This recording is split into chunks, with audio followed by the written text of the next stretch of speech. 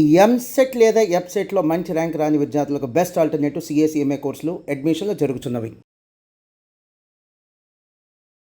Hello everyone, మీరు చూస్తుంది Suman TV. నేను మీ కీర్తి.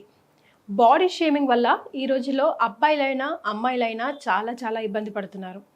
అంటే వాళ్ళ మెంటల్ స్పేస్ని కూడా డిస్టర్బ్ చేసి డిప్రెషన్లోకి వెళ్ళిపోయి సూసైడ్స్ వరకు వెళ్ళిపోయేంతగా డిస్టర్బ్ అవుతున్నారు, బోత్ అబ్బాయిలైనా అమ్మాయిలైనా. ఎందుకు ఇలా జరుగుతుంది? ఒకవేళ అలాంటి కమెంట్స్ మనకు వచ్చినప్పుడు మనం ముందుండి ఎలా ఫైట్ చేయాలి, ఎలా తీసుకోగలగాలి? ఒకవేళ మన మైండ్ సెట్ ఆ టైంలో కరెక్ట్ లేకపోతే what is the first thing we have to do? ఇలాంటి విషయాలన్నీ ఈ వీడియో ద్వారా డిస్కస్ చేయడానికి ప్రముఖ mental health doctor and also family coach Anu garu ఉన్నారు. హలో అండి. హాయ్ రా. మెంటల్ హెల్త్ అన్నది చాలా చాలా ఇంపార్టెంట్ అయిపోయిందండి. ఐ థ్యాంక్ గాడ్ చాలా మంది కూడా ఈ రోజుల్లో బయటికి వచ్చి మాట్లాడగలుగుతున్నారు. నాకు ఈ ప్రాబ్లం ఉంది, దీనివల్ల నేను ఇంత ఎఫెక్ట్ అవుతున్నానని. ముఖ్యంగా కరోనా తర్వాత అయితే కొంచెం వైబ్రెంట్గా మాట్లాడగలుగుతున్నారు. సో ఈరోజు మనం ఎంచుకున్న టాపిక్ వచ్చేసి బాడీ షేవింగ్. అబ్బాయిలైనా అమ్మాయిలైనా అదే రేంజ్లో చాలా డిప్రెసివ్ మోడ్లోకి అయిపోయి మీ దగ్గరికి కోకొల్ల కేసులు వచ్చి ఉంటుంటాయి కదా, సూసైడ్ వరకు వెళ్ళిపోయి, లేకపోతే ఇంట్లో నుంచి బయటికి వెళ్ళమని చెప్పేసి. పిల్లలు ఈ రోజుల్లో చాలా సెన్సిటివ్గా ఉంటున్నారండి. ఆడపిల్లలైనా మగపిల్లలైనా ఒక్క పింపుల్ వస్తే తట్టుకోలేని పరిస్థితిలో బాడీ షేమింగ్ అంటే తీసుకోలేరు కదా. అవును. ఫర్ ఎగ్జాంపుల్ మనమే సెలబ్రిటీ స్థాయిలో మార్కెట్లో ఉండి మన గురించి ఎవరైనా ఏమైనా రాయొచ్చును, మాట్లాడొచ్చును అని తెలిసిన తర్వాత కూడా కొన్ని కమెంట్స్ చూస్తే మనం తీసుకోలేకపోతాం. అవును. చాలా డిప్రెస్ అయ్యి కొన్ని రోజులు నాకు ఈ ఫీల్డ్ అవసరమా అన్న స్థాయికి మనం వెళ్ళిపోతూ ఉంటాం. సో ఆ మైండ్ సెట్ని ఎలా మార్చుకోవాలి? మీ దగ్గర ఉన్న కేసెస్ని మీరు ఎట్లా డీల్ చేస్తారు? తద్వారా ప్రేక్షకులకి యూజ్ అవుతుంది కదా. అయితే ఈ బాడీ షేమింగ్లో ఒక లేడీ కాల్ చేశారు. తను ఓన్లీ జస్ట్ ఆన్లైన్ కౌన్సిలింగే తీసుకున్నారు. తన బాధ చెప్తుంటే చాలా చాలా భయంకరమైంది. ఎలా అంటే తను మ్యారేజ్ అయింది 15 ఇయర్స్కే, 2 కిడ్స్ తర్వాత కొంచెం హార్డ్ వర్క్ చేసుకునే లేడీ. ఒక మాట చెప్పాలంటే వెల్ ఎడ్యుకేటెడ్ కూడా కాదు, లైక్ 10th ఇంటరో ఏమో పాస్ అయ్యి ఉండింది పాపం తను. అయితే తను ఒక 32 ఇయర్స్ ఏమో వచ్చాయి ఇప్పుడు తనకి. హస్బెండ్ డైలీ నువ్వు చూడడానికి కరెక్ట్గా లేవు, నీ బాడీ పార్ట్స్ కరెక్ట్గా లేవు, నిన్ను చూస్తే నాకు అసలు ఫీలింగ్స్ అనేది రావడం లేదు, నువ్వు ఇంతకు ముందులాగా లేవు అని చెప్పి ఇంకొకళ్ళతో తను రిలేషన్ పెట్టేసుకొని తనతో మాట్లాడడం లేదు, తన దగ్గరికి రావడం లేదు, అండ్ కిడ్స్ని పట్టించుకోవడం లేదు. ఒక అమ్మాయి మెసేజ్ midnight 12 ఏమో అయింది.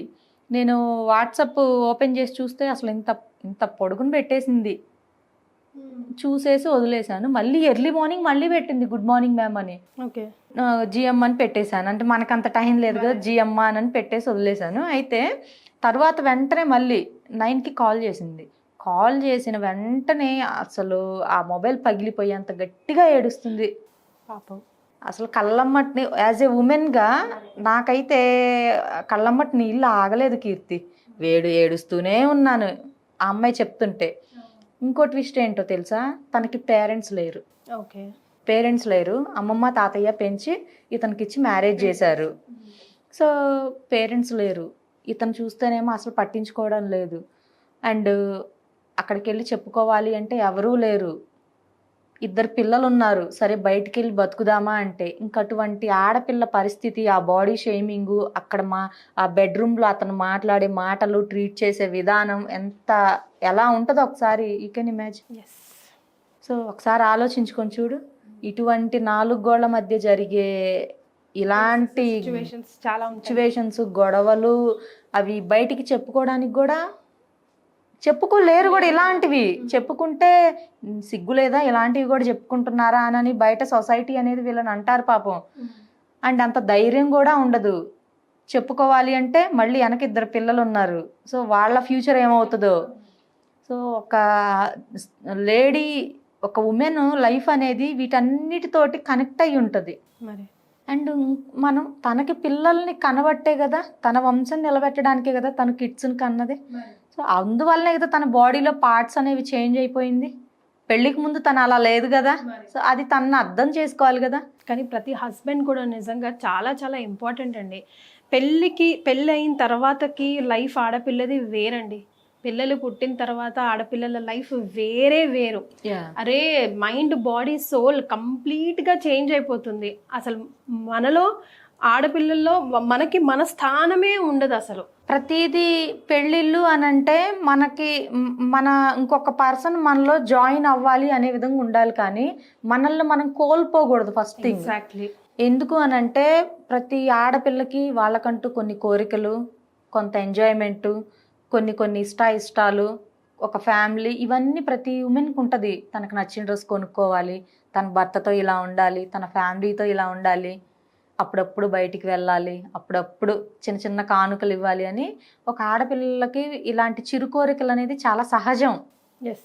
కానీ అవనేది వచ్చే పర్సన్ అర్థం చేసుకొని అండర్స్టాండింగ్ తోటి వాళ్ళకున్న బడ్జెట్లో, అది కూడా వాళ్ళకున్న బడ్జెట్లో వాళ్ళ ఇష్టాలని కోరికల్ని వాళ్ళు తీర్చుకోగలిగితే లైఫ్ చాలా చాలా వండర్ఫుల్గా ఉంటుంది. పెళ్ళికి ముందు ఒక అమ్మాయిని చూసుకుంటే తను ఓన్లీ స్కూల్, కాలేజ్, ఇల్లు ఇంతవరకే తన లైఫ్ ఉంటుంది.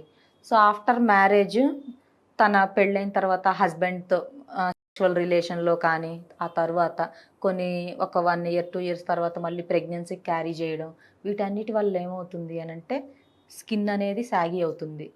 ఇదొకటి. ఆఫ్టర్ మళ్ళీ డెలివరీ అయిన తర్వాత బేబీకి ఫీడింగ్ ఇవ్వాలి. సో పాలు ఇచ్చినప్పుడు ఏమవుతుంది, బ్రెస్ట్ అనేది అప్పటి వరకు నార్మల్గా స్టిఫ్గా ఉన్నాయి, అవి మనకేంటి అంటే బేబీ ఫీడింగ్ ఇవ్వాలి అని అంటే ఏమవుతుంది, మన బ్రెస్ట్లో ఏమైతే మిల్క్ ఉంటాయో అవి స్టోర్ అయ్యి ఉండాలి. స్టోర్ అయిన తర్వాత మనం ఆ బేబీకి ఇస్తాము. సో ఆఫ్టర్ దట్ అవి సాగీగా అయిపోతాయి. సో అదొక పాయింట్. మళ్ళీ బ్రెస్ట్ చూడడానికి సాగిపోయింది, ముసల్దానిలాగా ఉన్నావని, ఇది కూడా one of the body shaming నాకు వచ్చే క్లయింట్స్లో ఆడవాళ్ళు.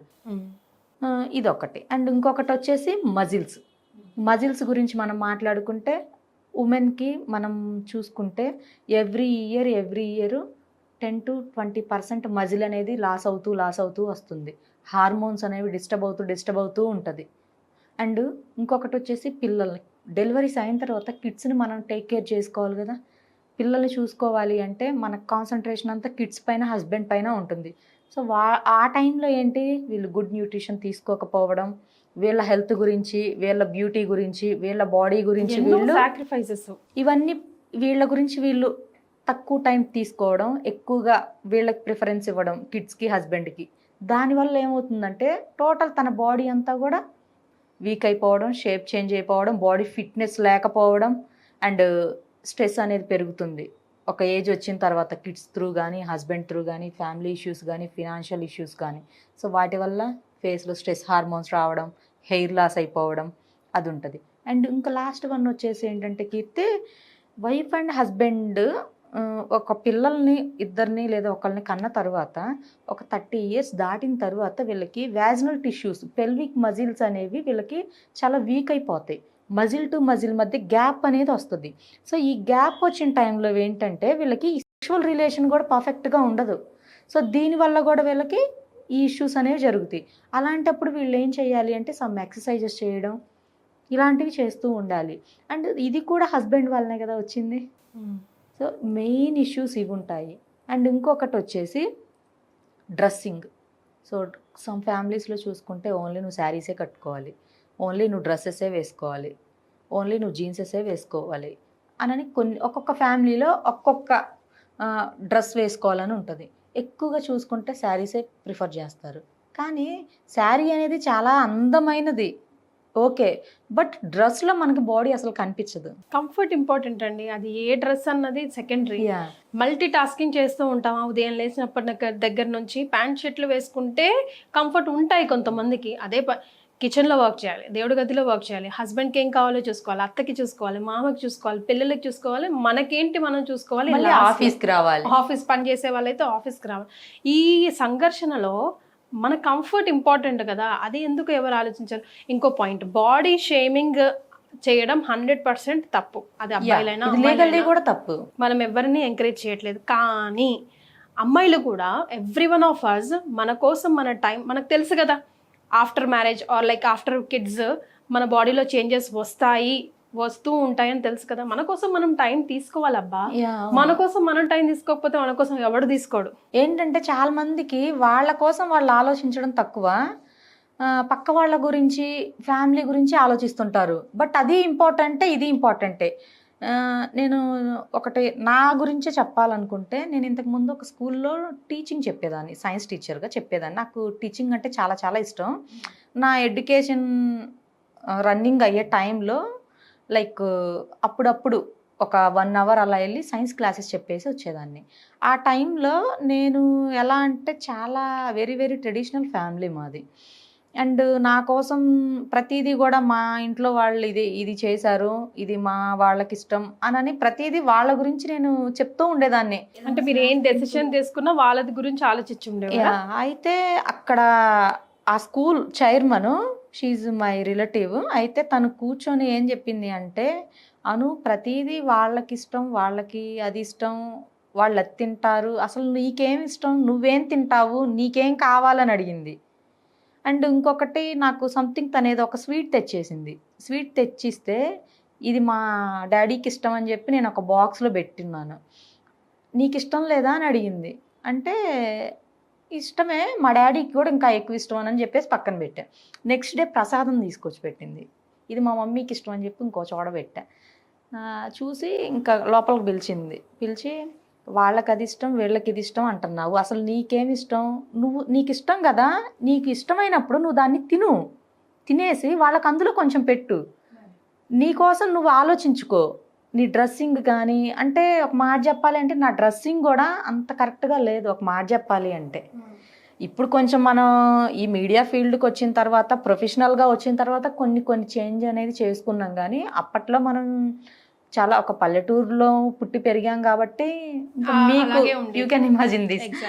అయితే తను నాకు అంటే నా గురించి నేను ఆలోచించుకోవడం, నాకేం కావాలి, అసలు నా లైఫ్ ఏంటి అనేది నేను తన దగ్గర నేర్చుకున్నాను. అదే ఇక్కడ ఒక పాయింట్లో ఒక ట్రిగ్గర్ పాయింట్ తగులుతుంది మనకి. మాట చిన్నదే, జస్ట్ మీకు తెలీదా, అవును వాళ్ళకి పెడుతున్నాను సరే, అందులోంచి నేను ఇంత తినొచ్చు కదా అని, కానీ తను మిమ్మల్ని తట్టి లేపిని చూసారా, అక్కడ నుంచి మీరు తిరగలేదు. ఇంకోటి ఏంటంటే తనకి నాకు మధ్య అంత కనెక్షన్ కూడా ఏం లేదు, అంత పెద్దగా మేము మాట్లాడుకునేది లేదు అసలు. ఇప్పుడు నాతో కనీసం కాంటాక్ట్లో కూడా లేరు. బట్ ఆ టైంలో నా మైండ్ని నన్ను తను MBA సైకాలజీ మళ్ళీ ఆ చిన్న ఏజ్ అప్పట్లో 19-18 ఇయర్స్ అంటే మనకు అప్పుడు ఎంత మెచ్యూరిటీ ఉండదు కదా, అందులో 4 గోళ్ల మధ్య పెరిగిన వాళ్ళం మనం. ఆ టైంలో తను మనకి ఇచ్చిన ఆ ఒక్కటి ఇప్పటికి కూడా నాకేం కావాలి, ఒక డ్రెస్ కొనుక్కోవాలన్నా కూడా షాపింగ్ అనేది కూడా అప్పట్లో ఏం తెలిసేది కాదు. మమ్మీ డాడీ వాళ్ళు వెళ్ళి ఏదైతే తీసుకొస్తారో సో అదే మనం వేసుకోవాలి. బట్ నాకు ఈ డ్రెస్ బాగుంటుందా, నాకు ఈ డ్రెస్ కావాలనేది కూడా తెలియదు. మరి ఆ సిచ్యువేషన్లో ఉన్నప్పుడు తను కొంచెం నీ గురించి నువ్వు ఆలోచించుకో అని చెప్పడం, అది అసలు జీవితంలో మర్చిపోలేము, తను కూడా మర్చిపోలేము మనం. రైట్. సో ఈరోజు ఈ వీడియోలో బాడీ షేమింగ్తో మొదలు పెట్టుకొని ఎన్నో చాలా రకరకాల విషయాలు డిస్కస్ చేసాం. అను గారు, thank you so much for joining us.